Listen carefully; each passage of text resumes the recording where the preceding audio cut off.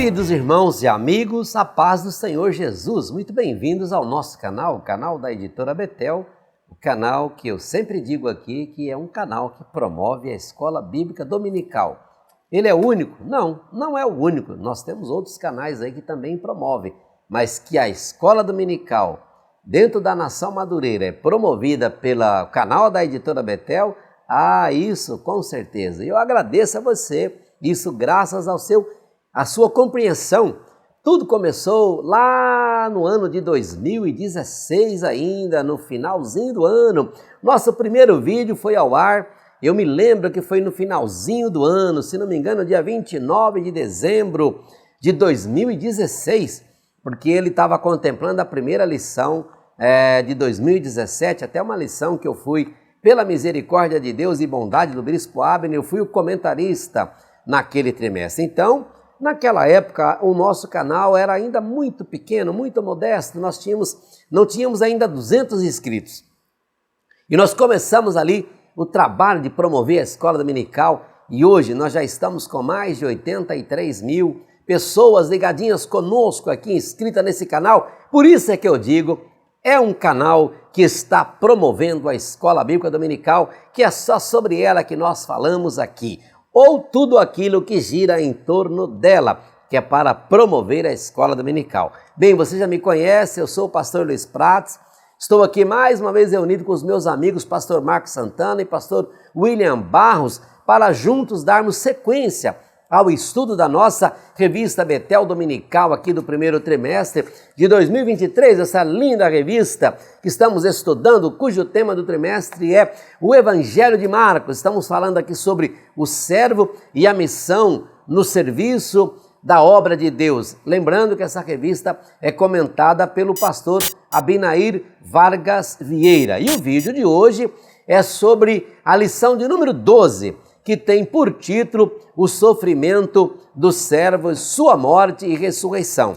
Mas antes aqui, de nós começarmos o estudo, antes de eu dar aqui a saudação aos nossos amigos, nossos convidados aqui que estão conosco, eu quero fazer duas lembranças a você.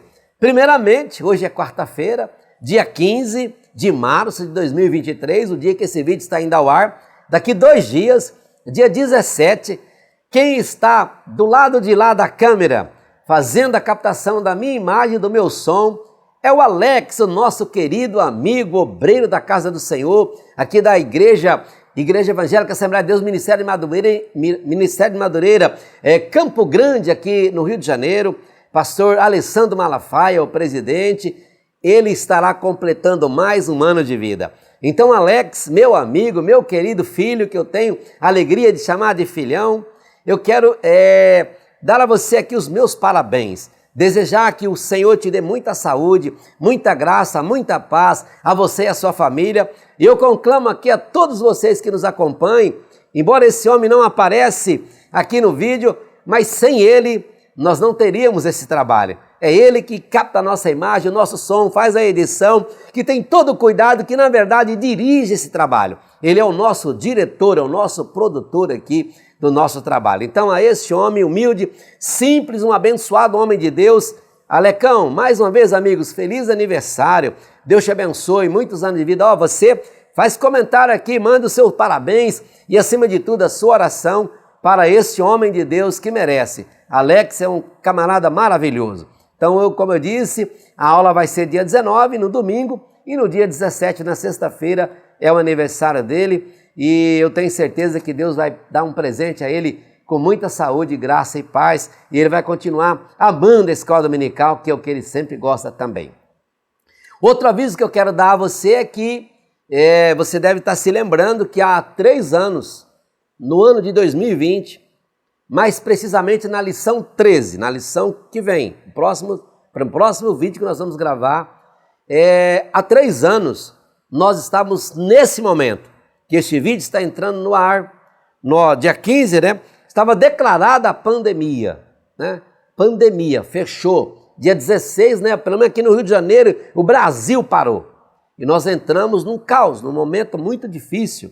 E naquela época, o bispo Abner Ferreira teve de Deus o discernimento de fazendo com que a escola dominical não pare, para que a escola dominical não parasse, ele lançou aqui esse desafio, convidando a nós, essa equipe montou rapidamente essa equipe com esse objetivo de criar para aquele tempo, apenas para aquele tempo em que os irmãos não estavam podendo ir até a igreja, estavam todos trancados em casa, então foi criada essa ferramenta para que essa aula chegasse até você. Então foi elaborado pensando apenas naquele tempo.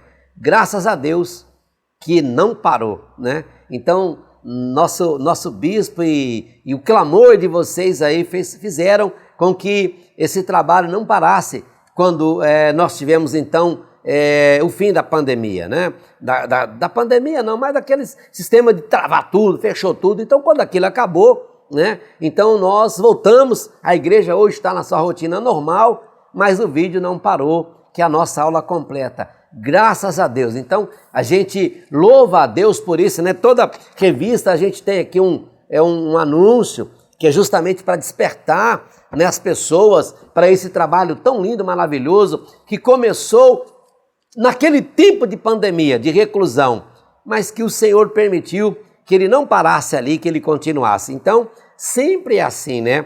O Senhor sempre proporciona a gente com uma coisa ruim, ele sempre nos abençoa e a gente cresce, a gente aprende, a gente avança. Então, muito obrigado por esse carinho. Eu gostaria que você, professor, fizesse uma pausa na sua aula nesse domingo agora e trouxesse essa lembrança na escola dominical e orasse por nós. Orasse pela escola dominical no Brasil. Eu conclamo o maior presente que você pode dar para nós. Joelhos dobrados e oração ao Senhor, para que Deus continue nos dando vida, saúde, graça e discernimento, para que a editora Betel possa continuar levando essa mensagem de salvação às pessoas, de ensino, essa mensagem linda, maravilhosa, simples, direta, profunda, transformadora. A gente encontra nas igrejas que a gente passa, tanto na nossa aqui na catedral, ou por onde a gente vai, as pessoas nos encontram, elas nos agradecem, abraçam a gente, quer tirar uma foto com a gente sente que tudo isso é gratidão a Deus por esse trabalho. Então, gente, 3 anos, como eu disse, um projeto que nasceu por um pequeno tempo, mas que não parou e eu creio que não vai parar. Essa trincheira ela não vai fechar. Nós vamos continuar, a luz acesa e a nossa voz gritando que Jesus está voltando. Então, o que eu vou pedir para você nesse aniversário de 3 anos? Oração, oração, ore por nós. Coloque as nossas vidas, eu, pastor Marcos Santana, pastor William Barros, o Alex, diácono Alex da Casa do Senhor, toda a família Betel, a nossa diretoria, todos os nossos colaboradores, de direta e indiretamente nos ajudam. É muita gente que ajuda a gente a fazer esse trabalho. Esse trabalho não é feito por um só, é uma equipe de pensadores e gente que está do nosso lado nos ajudando. Então a você, principalmente o nosso cliente, pastor, superintendente, professor, amigo, presidente de igreja, a você, nosso muito obrigado. Pegue agora a sua Bíblia, a sua revista, o seu plano de aula, uma caneta, porque vamos começar agora o nosso estudo. Dou aqui as boas-vindas, cumprimentando com a paz do Senhor, o meu amigo pastor William Barros. Seja bem-vindo, companheiro, para a leitura do texto áureo e da verdade aplicada. A paz do Senhor, pastor Luiz Prates, pastor Marcos Santana e a todos vocês, meus irmãos, que encontram-se conosco aqui mais uma vez para essa aula. Dessa feita a nossa lição de número 12, o sofrimento do servo, sua morte e ressurreição. Nosso texto áureo encontra-se em Marcos capítulo 16, verso 6. Porém ele disse-lhes, não vos assusteis, buscais a Jesus, o Nazareno, que foi crucificado. Já ressuscitou, não está aqui, eis aqui o lugar onde o puseram. E a nossa verdade aplicada vai dizer que, ao ser preso, passar pelo sofrimento, morrer na cruz e ressuscitar ao 3º dia, o servo estava cumprindo o glorioso e perfeito plano de Deus. Também cumprimento aqui com a paz do Senhor o pastor Marcos Santana. Seja bem-vindo, companheiro, para os objetivos da lição, a referência bíblica e a oração. E lembrando a você, mais uma vez, que logo após a oração do pastor Marcos Santana, ele já retorna imediatamente, fazendo o comentário do ponto 1, que vai ser uma bênção, amém? A paz do Senhor, Pastor Prates, Pastor William, nossos irmãos. Objetivos da lição 12. Mostrar que Judas foi um discípulo desonesto. Pontuar as aflições sofridas pelo nosso Senhor. Evidenciar a importância da ressurreição de Jesus. Textos de referência: Marcos capítulo 15, versículos 43, 44, 45, 46 e 47. Oremos nesse momento.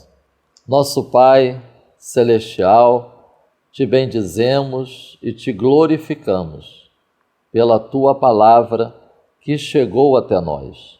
Pedimos agora que o teu Espírito nos conduza no estudo da tua palavra, que o teu Espírito nos esclareça e nos guie e também nos inspire na ministração da tua palavra. Usa cada um dos teus servos que estão envolvidos nesse trabalho, estudo, ministrações, que vidas sejam edificadas e o nome do Senhor continue sendo glorificado. Em nome de Jesus. Amém.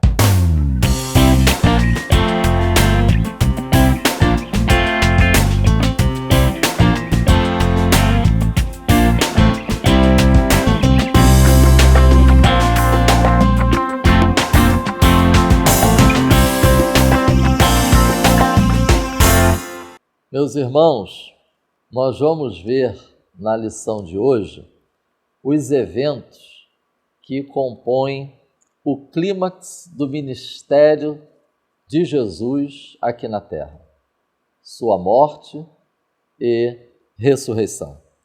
A verdade aplicada, é importante nós estarmos pontuando, que diz que o fato de Jesus ter sido preso, passar por sofrimento, morrer na cruz e ressuscitar, foi cumprindo o glorioso e perfeito plano de Deus.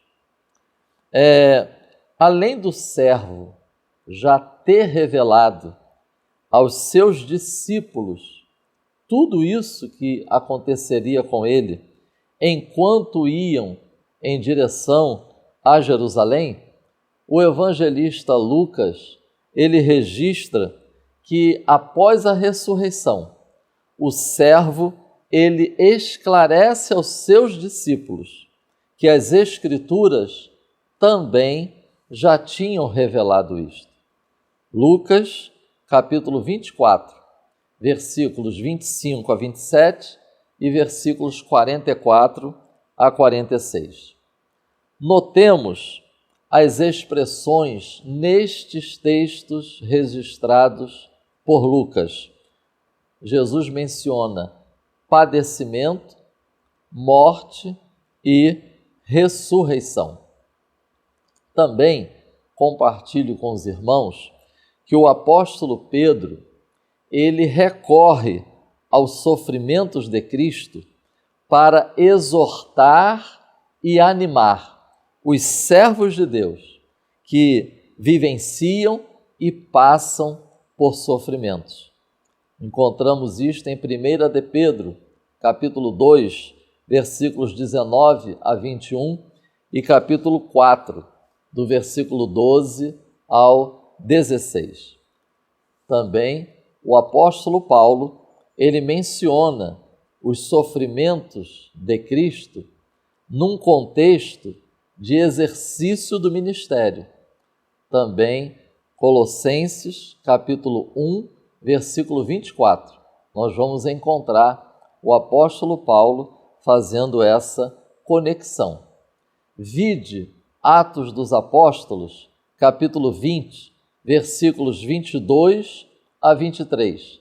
Quando Paulo ele está fazendo aquele discurso de despedida, ele está a caminho de Jerusalém e lá o registro bíblico diz: vou para Jerusalém, me esperam prisões e tribulações. Ou seja, irmãos, o estudo sobre os sofrimentos de Cristo, que a lição de hoje está focando, nos conduz ao plano divino de redenção, mas também devem estar na mente dos discípulos de Cristo ao longo da jornada cristã. Sofrimentos como resultado de professarmos a fé em Cristo e perseverarmos fiéis nos valores bíblicos. Sofrimentos oriundos disso. E também os sofrimentos que nós enfrentamos no exercício do ministério.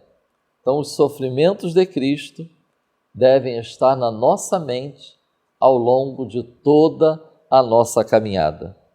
A relevância deste tema para a igreja, é interessante nós notarmos isso, é o fato de que as duas cerimônias que Jesus ele disse que o povo de Deus deve observar, ou seja, batismo em águas e a ceia do Senhor, são duas cerimônias que apontam para estes eventos, a morte e a ressurreição de Jesus Cristo. Tendo visto isso, a título de introdução, vamos ao tópico 1, o sofrimento do servo. Também compartilho com os irmãos, como auxílio, para estarem os irmãos preparando essa ministração, esse tópico 1, ele aborda o texto de Marcos, capítulo 14, versículos 1 a 26. É sempre importante que o aluno e o ministrante, eles estejam atentos ao conteúdo de cada tópico. Isso ajuda muito na nossa didática. Como contribuição, eu deixo para os irmãos 3 expressões que resumem este tópico: unção, traição, celebração. Notemos que Marcos, capítulo 14, versículos 1 e 2, lá menciona que grupos estão planejando a prisão e a morte de Jesus. Nós vamos encontrar no subtópico 1.1 sobre unção, tendo sempre em mente, ao abordarmos o subtópico 1.1, esse detalhe de que nós encontramos em Marcos 14, 1 e 2. O versículo 3, nós vamos ver que, assim como há pessoas que planejam a prisão e a morte de Jesus, mas no versículo 3, há pessoas que preparam recepção para Jesus, há pessoas que estão convidando Jesus, há pessoas que estão acolhendo Jesus, que estão preparando refeição para Jesus, e há uma pessoa que está preparando a unção com nardo puro de muito preço. Notemos, irmãos, que nós vimos em lições passadas que Jesus, ele não chegou escondido ou disfarçado em Jerusalém. E depois que chegou em Jerusalém, nós encontramos que Jesus, ele frequenta e circula por lugares cheios de pessoas. Agora, lá está Jesus, na casa de Simão, o leproso. Interessante essa designação que nós encontramos na Bíblia. Provavelmente era um homem que tinha sido curado por Jesus Cristo em algum momento anteriormente.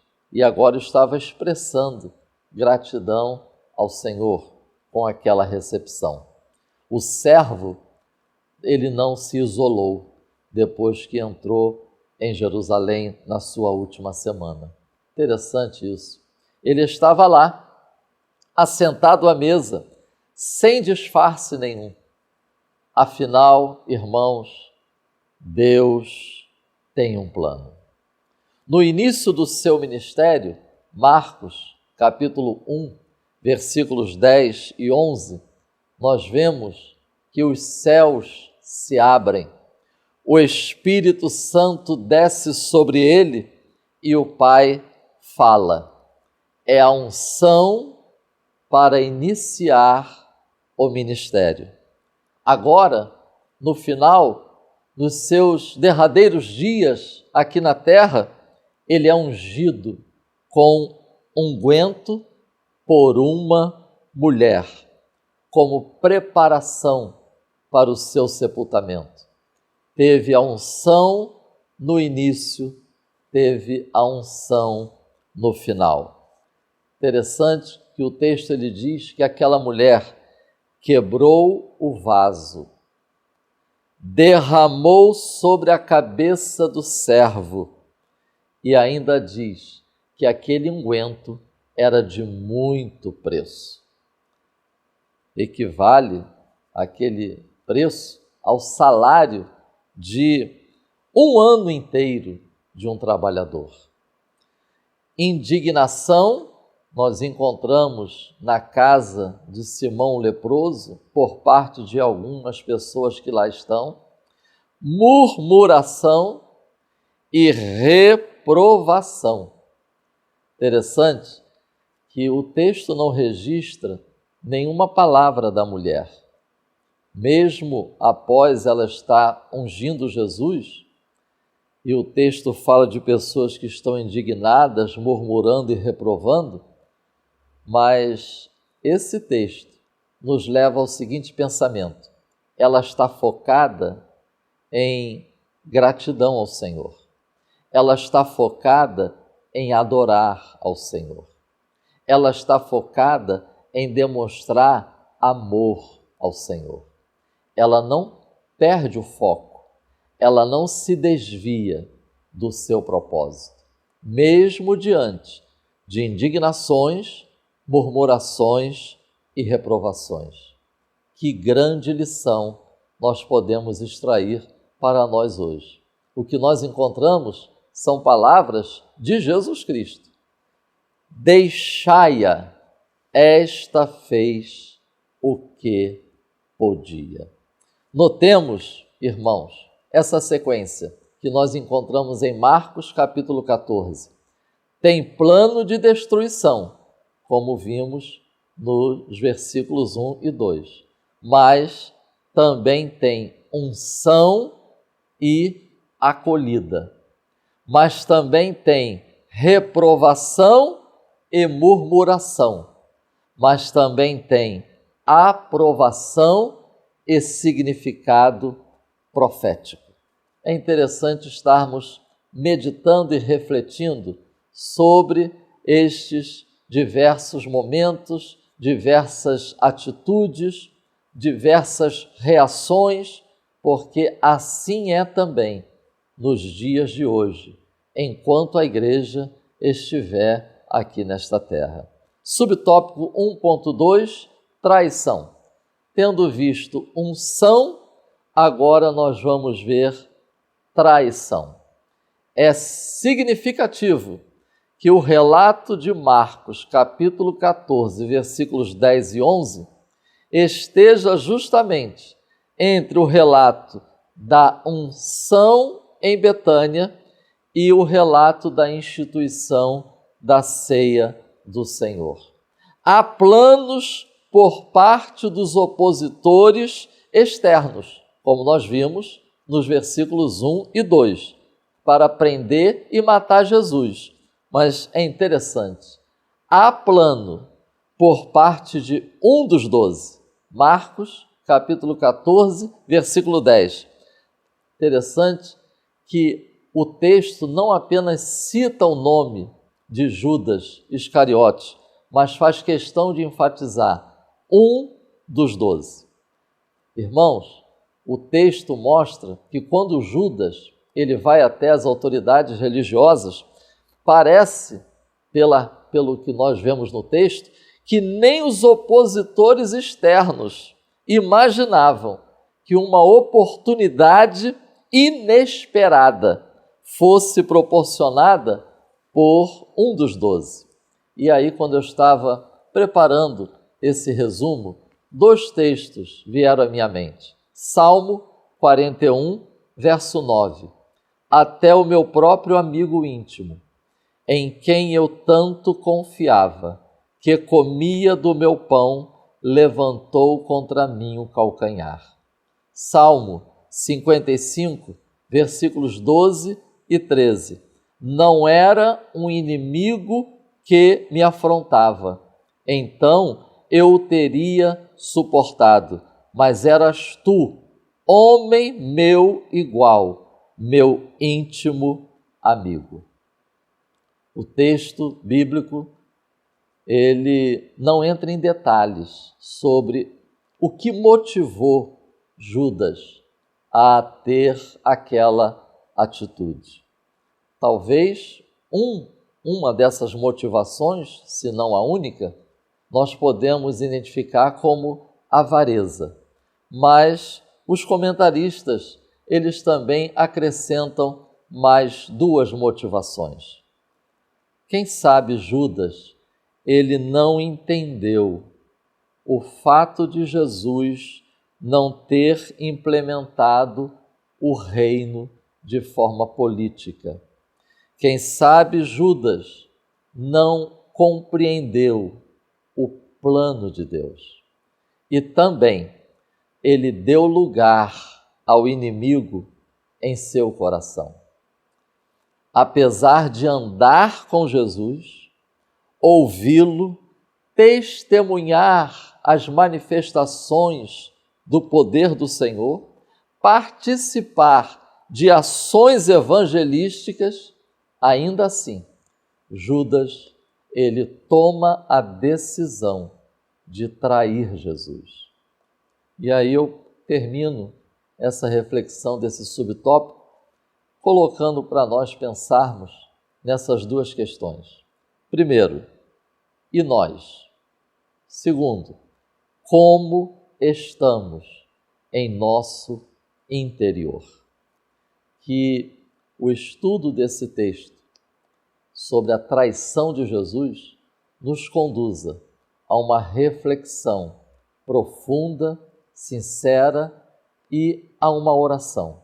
Senhor, fortalece o nosso interior com o poder do Espírito Santo. Subtópico 1.3, celebração. Então nós vimos unção, traição, mas também celebração. Recordando aquela sequência que nós apresentamos, tem plano de destruição, tudo isso encontramos em Marcos capítulo 14, mas também tem unção e acolhida. Tem reprovação e murmuração, mas também tem aprovação e significado profético. Tem traição, mas também tem celebração. Assim é a jornada do discípulo de Cristo aqui na terra. O servo, isso é uma tremenda lição para nós, quando meditamos nesse momento de celebração, ele não era guiado pelas circunstâncias, mas era guiado pelo Espírito Santo para cumprir a vontade do Pai. Hebreus, capítulo 9, versículo 14. Filipenses, capítulo 2, versículo 8. O servo celebra a Páscoa com seus discípulos. Que momento significativo que nós encontramos aqui o Senhor Jesus com os seus discípulos. Afinal, a Páscoa, ela aponta para a redenção de Deus, lembrando a libertação de Israel da escravidão egípcia, mas também era uma celebração de esperança e expectativa, que Deus outra vez, ele viria redimir o seu povo. O servo nessa celebração, ele anuncia a nova aliança.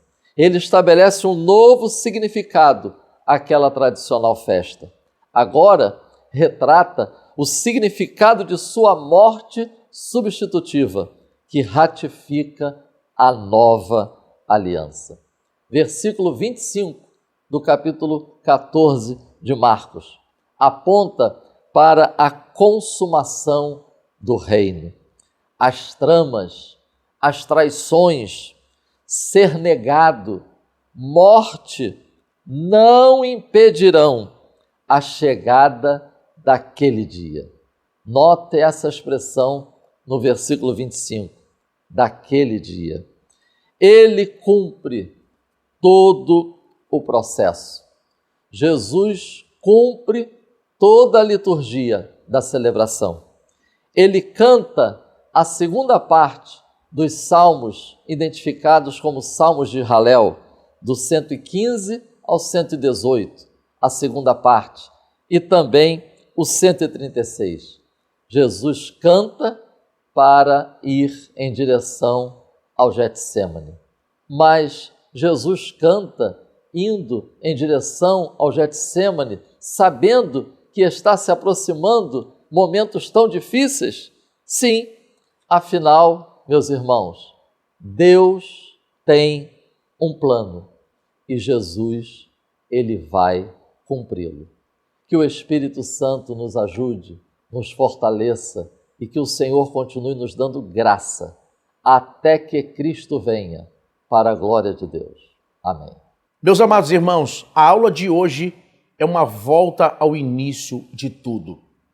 É uma volta ao início do cristianismo, a essência do verdadeiro evangelho. Jesus é o centro do evangelho. Prosperidade, curas, batismo com o Espírito Santo, dons espirituais, tudo isso perde completamente o valor se Jesus não é o centro do evangelho. Jesus é o cabeça da igreja. Jesus é o Senhor de todo o universo. Tudo foi feito por Ele, para Ele, e sem Ele nada do que foi feito se fez. Está em João, no capítulo 1. Depois de tudo que o pastor Marcos já trouxe aqui no nosso tópico 1, mostrando sobre todo o preâmbulo e toda a preparação para que Jesus, o servo, finalmente cumprisse sua missão e fosse à cruz do Calvário. Nós veremos o nosso tópico 2, Jesus chegando ao Getsêmani e depois sendo preso. No tópico 3, pastor Luiz Prates vai trabalhar aqui e ensinar sobre a crucificação, a morte e a ressurreição de Jesus. Então, essa aula de hoje é muito importante. Essa aula de hoje não é uma questão teórica, porque lembrem, a Bíblia diz que se Jesus não morreu e não ressuscitou, é vã a nossa esperança. Esse ponto aqui é um ponto comum a qualquer igreja. Nós podemos ter, por exemplo, igrejas com divergência, denominações com divergência sobre liturgia, sobre algum ponto não essencial para a salvação. Mas, irmãos, com relação à realidade, à literalidade da morte e ressurreição de Jesus, não pode haver divergência teológica. Jesus não morreu figuradamente. Jesus não ressuscitou simbolicamente. Ele morreu de fato. Ele ressuscitou de fato. Lembram que quando ele ressuscitou e apresentou seus discípulos, estando eles trancados, Jesus disse, pode tocar em mim. Toque aqui onde a lança atingiu, toque nas minhas mãos, onde estavam os cravos. Ele morreu e ressuscitou literalmente, de verdade.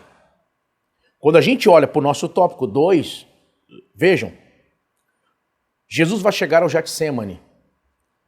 Eu estive em Israel, cheguei de Israel 3 dias antes de gravarmos essa aula aqui. Eu fui agora com a nossa caravana e chegamos domingo aqui à noite, no Brasil. E eu estive no Getsêmani no último sábado, antes dessa aula. Meus irmãos, é uma alegria e ao mesmo tempo um peso, um local de quebrantamento para o justo sem igual. Imaginar tudo que Jesus passou. Lembrem, o Getsêmani fica no Monte das Oliveiras, de frente para a cidade velha de Jerusalém, onde está, por exemplo, a Porta Dourada fechada, de frente para ela, de frente para o antigo templo e onde agora está a esplanada da mesquita, e onde está o Domo da Rocha, aquela cúpula dourada. O Jardim do Getsêmani é exatamente ali, aos pés do Monte das Oliveiras. de frente para o Vale de Cedron, de frente para a Cidade Velha. Lembre que enquanto que o Brasil compra azeite, Israel exporta azeite. Há muitas azeitonas, há muita oliveira em Israel, em qualquer lugar. O trabalho no jardim do Getsemane, de preparação para azeite, vai nos ensinar muitas lições preciosas.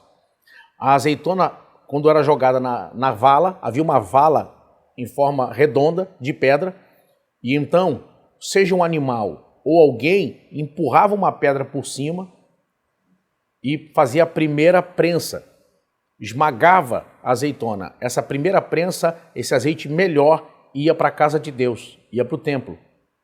Depois, numa segunda vez que passava a prensa, essa segunda prensa, esse segundo azeite ia para casa.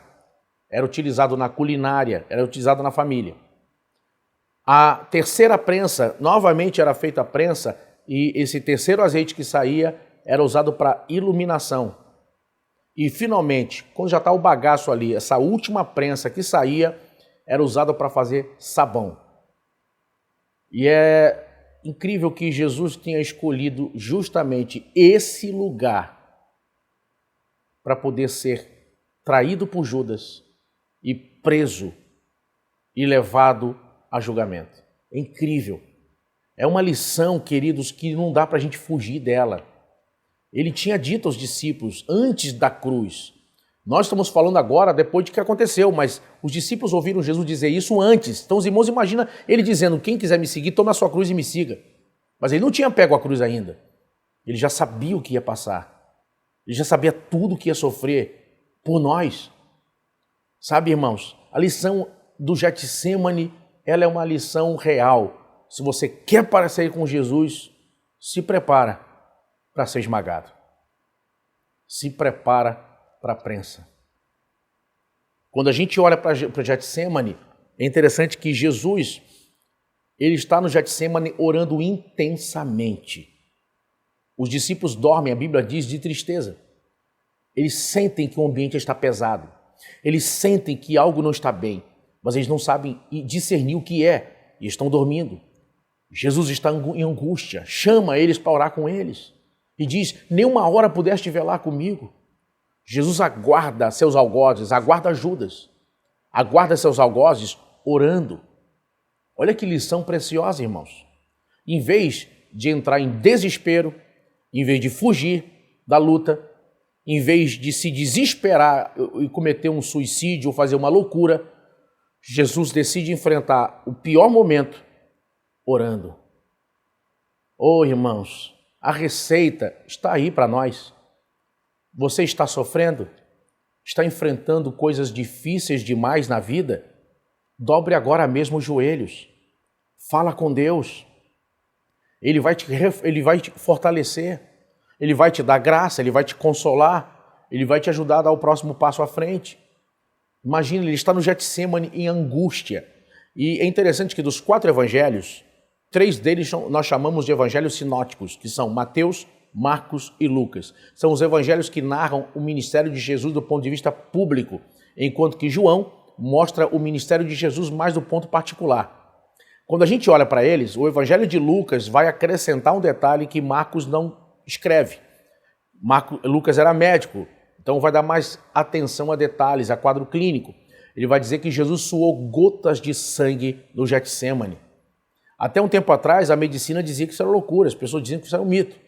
E agora, incrivelmente, já se descobriu que isso é um fato. É um fato raro, chamado de hematidrose, que na psiquiatria é o último nível, último estágio da depressão. É quando os capilares, que são os menores vasos que nós temos subcutaneamente, espalhados por todo o corpo que irrigam a nossa pele, começam a dilatar, movidos pela angústia, pressão. Nesse momento o suor acelera, o corpo fica banhado em suor. E você imagina, Jesus nesse momento, o que ele está sentindo?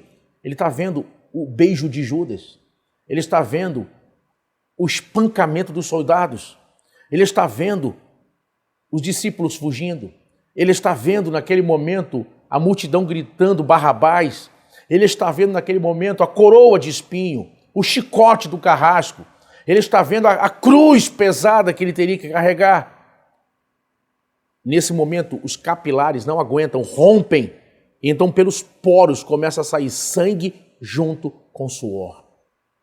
Ah, tudo isso por mim, por você. A dor, a angústia, a pressão, o pecado de toda a humanidade que cai sobre ele é tão grande. Aquele que é santo e puro se faz maldito em nosso lugar. E aí, nesse momento, ele diz: Pai, se possível, passa de mim esse cálice. E eu acredito piamente, firmemente, que neste exato momento, ele viu você. Viu você que um dia se converteria, que um dia seria lavado e remido no seu sangue, que seria uma testemunha de Jesus. E ele disse: todavia, não faça a minha vontade, mas a vontade daquele que me enviou. Aleluia! Louvado seja o nome do Senhor. Jesus foi levado do Getsêmani. Eu estou caminhando aqui do tópico 1 para o tópico 2, para dizer que ele é preso. Eu estive sábado passado também nesse local. Jesus é levado de lá a uma distância de mais ou menos uns 800 metros a 1 quilômetro. Lá de baixo, do Getsêmani, ele sobe, é levado e sobe o Monte Sião, e ele sobe até o local, inclusive próximo, onde ele havia celebrado a última ceia. Ele é levado à casa de Caifás. O local hoje da casa de Caifás é o local que hoje abriga uma igreja. Uma igreja católica marca e preserva esse local como local de visitação. É chamado hoje de Igreja de Galicanto. É interessante que a casa de Caifás ela é a única casa em toda a região que apresenta um padrão diferente.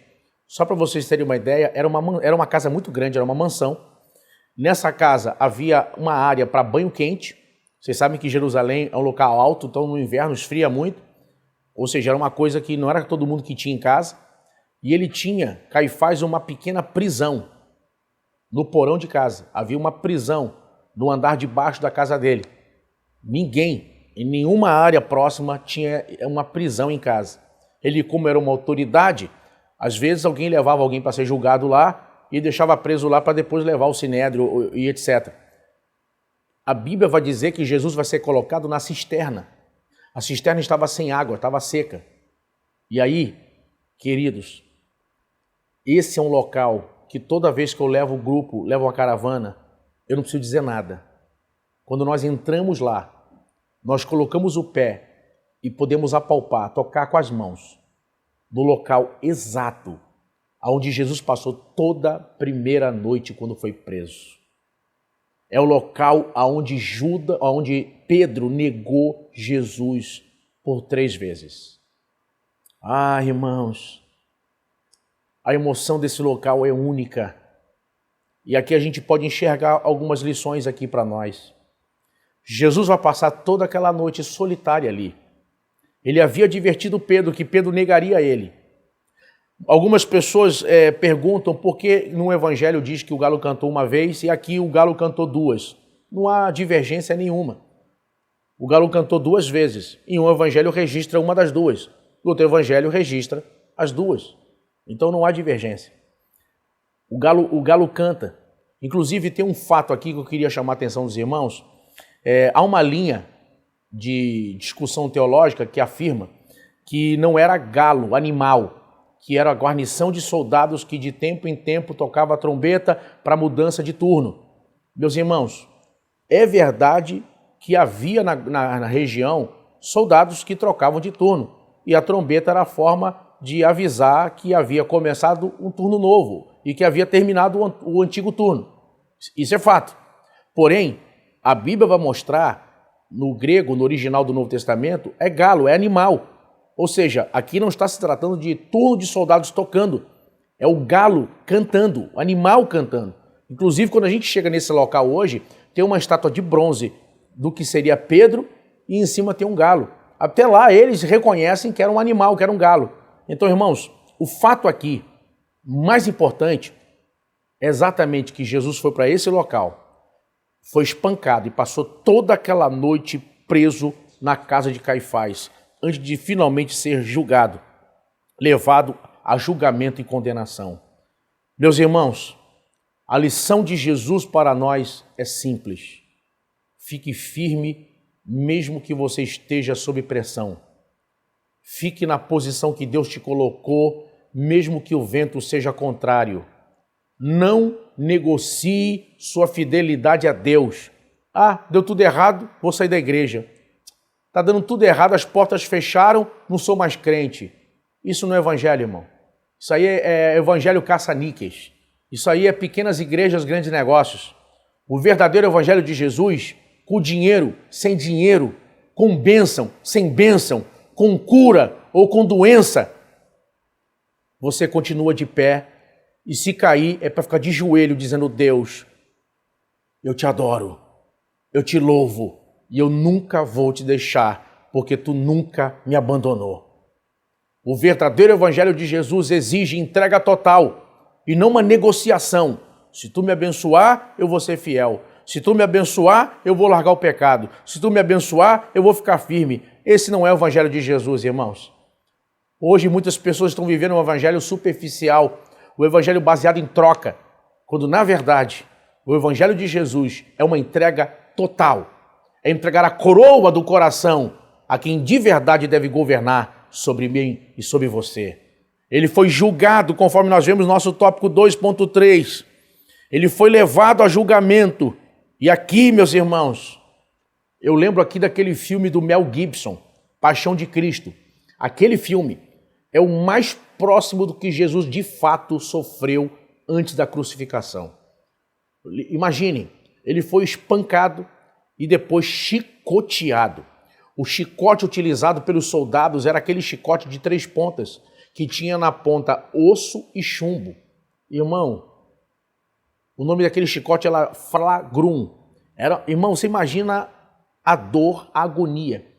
Só para os irmãos terem uma ideia, havia uma regra que proibia uma pessoa levar 40 chicotadas.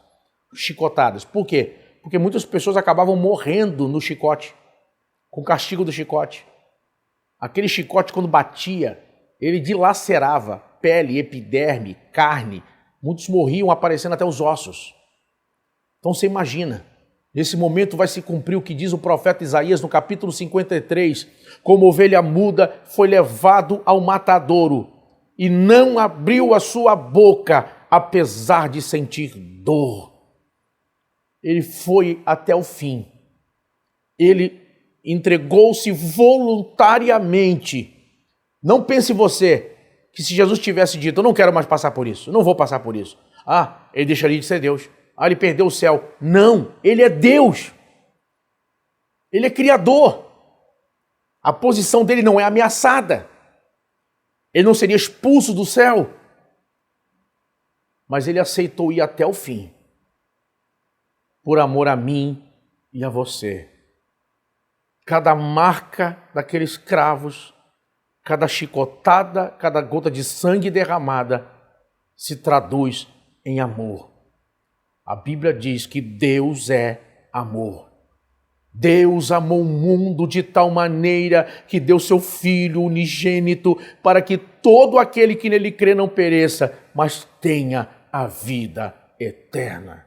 Nós veremos no próximo tópico 3 agora, com o pastor Luiz Prates, a sequência dos fatos narrados aqui, com a crucificação de Jesus.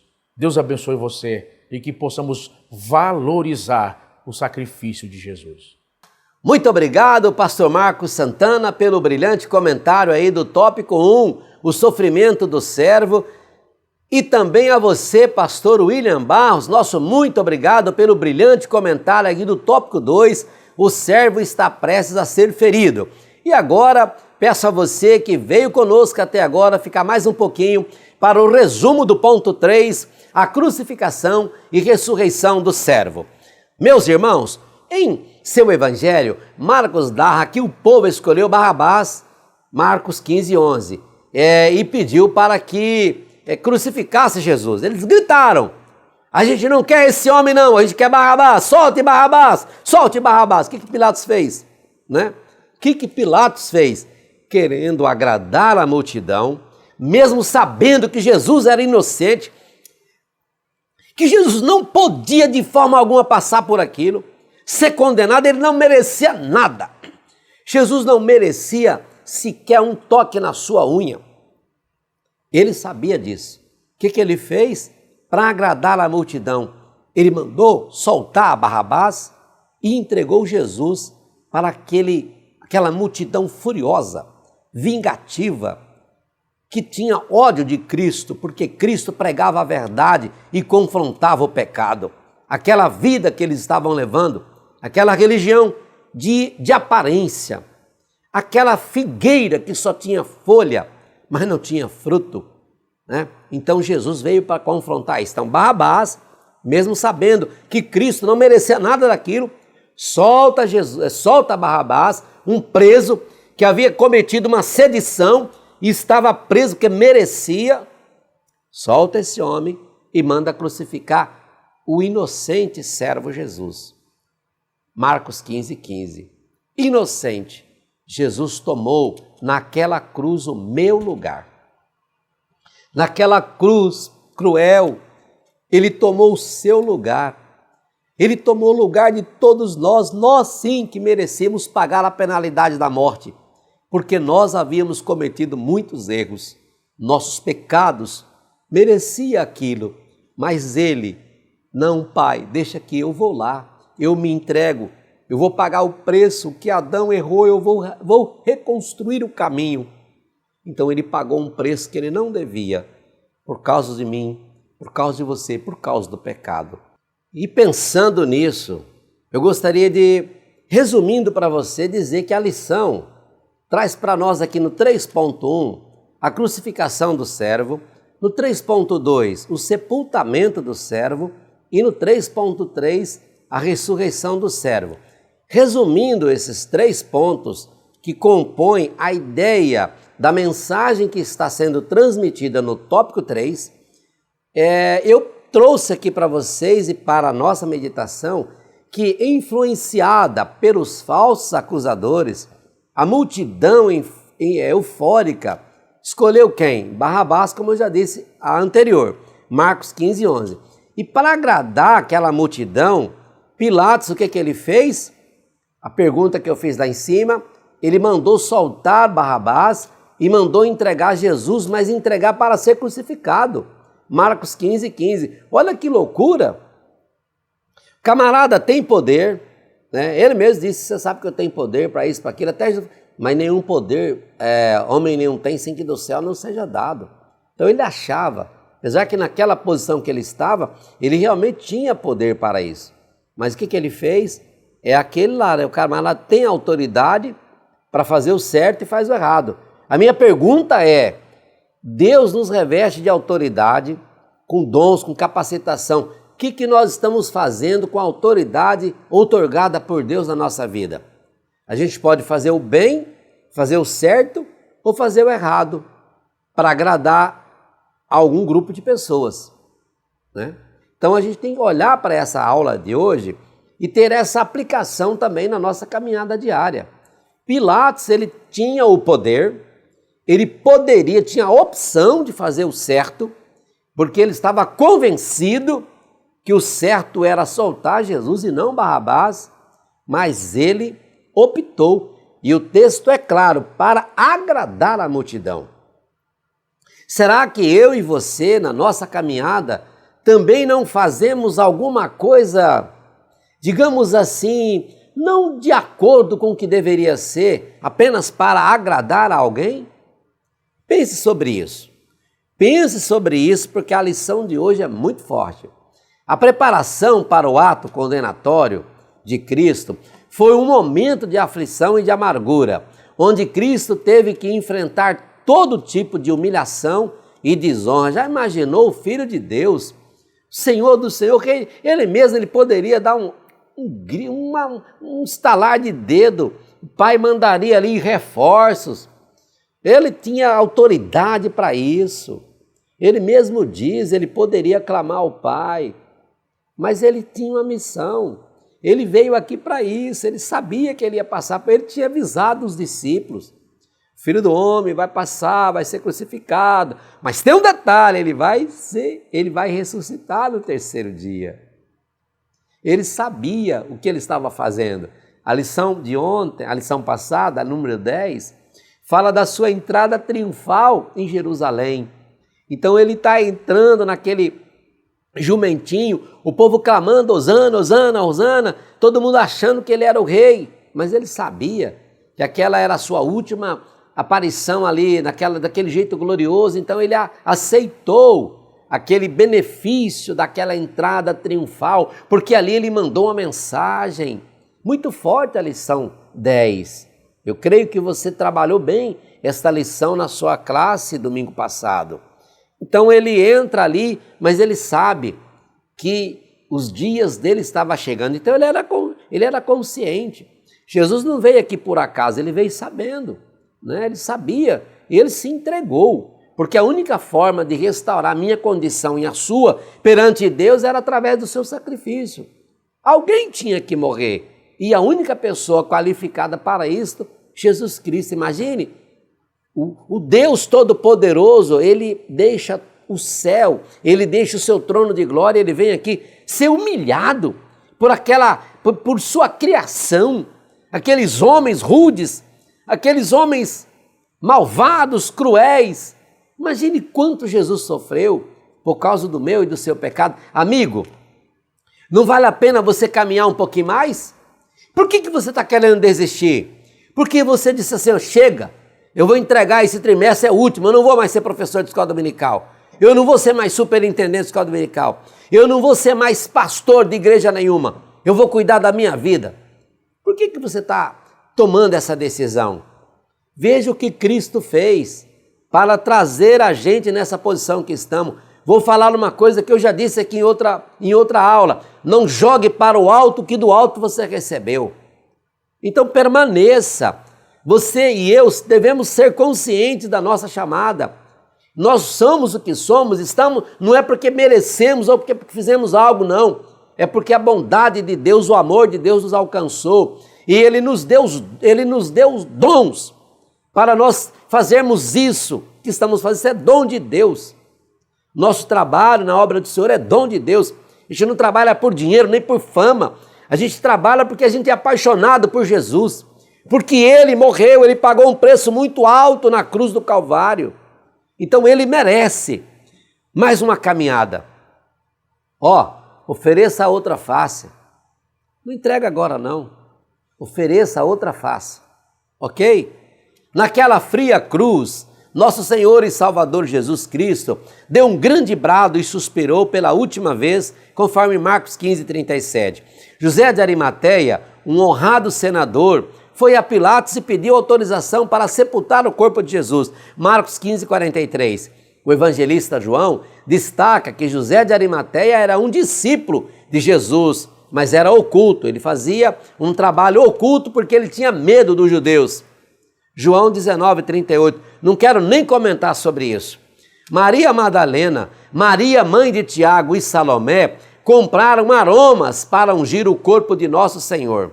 Diz a Bíblia, e entrando no sepulcro, viram um mancebo assentado à direita, vestido de uma roupa comprida branca, e ficaram espantadas. Porém, ele disse-lhes, não vos assusteis, buscai a Jesus o Nazareno, que foi crucificado, já ressuscitou, não está aqui. Eis aqui o lugar onde o puseram, Marcos 16, 5 e 6. E nesse momento elas olham e vê que realmente o túmulo está vazio. Então ali está falando, nesse ponto, sobre a ressurreição do Senhor. Ele morreu, mas ele ressuscitou como havia previsto. E assim eu posso concluir esta lição, dizendo que Jesus Cristo venceu a morte. Ele está vivo, conforme nos afirma a sua palavra. Ele ressuscitou e cumprirá a sua promessa de voltar para buscar a sua igreja. Eu e você servimos um Jesus que tem palavra. Ele prometeu que viria e ele veio no tempo. A Bíblia diz que no tempo ele veio, né? Se você pegar lá a história bíblica, desde Gênesis, quando o homem peca até o momento em que ele nasce ali em Belém, quando ele nasce em Belém, o tempo que passou, mas ele veio no tempo certo. Ele morreu, ele ressuscitou e ele disse que vai voltar. Então, assim como ele já veio para salvar a mim e a você, ele vai voltar a qualquer momento para nos levar para estar para sempre com o Senhor. Vença essa prova, vença mais um pouco, produza um pouco mais, vai por mim que vai dar certo. Não entregue os pontos agora. Continue. Quem disse que ser crente é fácil? Quem disse que falar a verdade não dói? Quem disse que fazer o correto não tem perseguição e angústia? Quem disse? Todos aqueles que optam em fazer o que é certo e estar do lado de Jesus têm que preparar o lombo para sofrer. E às vezes o grande sofrimento não é nem dos de fora, é dos que estão conosco na casa, do nosso lado. Caminhando conosco, sentando conosco, divulgando conosco. Às vezes vem desses. Mas quando isso acontecer, lembre-se dessa aula. Jesus pagou um preço muito alto e Ele espera que eu e você não desanime. Vamos continuar fazendo a obra de Deus. Aprendemos no ponto 1 com o pastor William Barros, com o pastor Marcos Santana, por amor ao dinheiro, Judas Iscariote foi ter com os principais sacerdotes dos judeus e se apresentou para atrair o Filho de Deus, entregando-os em suas mãos. Aprendemos no ponto 2 com o pastor William Barros que todas as situações vivenciadas por Cristo não foram acidentais ou de surpresa, pois o próprio Jesus já tinha revelado aos seus discípulos, estava apenas cumprindo o perfeito plano divino. E aprendemos aqui no ponto 3 que a metodologia, a crucificação, a execução de Jesus foram um grande conjunto de desmoralizações aos direitos humanos. Contudo, ele ressuscitou, cumprindo a sua promessa de que iria se encontrar com o Pai. E assim chegamos ao final deste vídeo. Querendo o bom Deus, na semana que vem, nos reuniremos novamente aqui nos estúdios da Editora Betel para juntos estudarmos aqui a lição de número 13, a última lição do trimestre, que tem por título O Servo Ordena a Pregação do Evangelho. Neste momento, convido você a juntar-se a nós numa palavra de oração com o pastor William Barros. Oremos ao Senhor. Meus irmãos, oremos a Deus agradecendo por mais essa aula e que possamos seguir as pisadas do Mestre. Senhor Jesus, nada que fizermos pagará o que Tu fez por nós na cruz. Nós Te engrandecemos, Te louvamos, porque Tu tomou o nosso lugar na cruz do Calvário. Tu passou, ó Deus, por todas as agruras e lutas, dores e sofrimentos por nossa causa, que possamos viver com gratidão, com devoção e prontos para servir. Em nome de Jesus. Amém. Editora Betel, edificando a casa de Deus.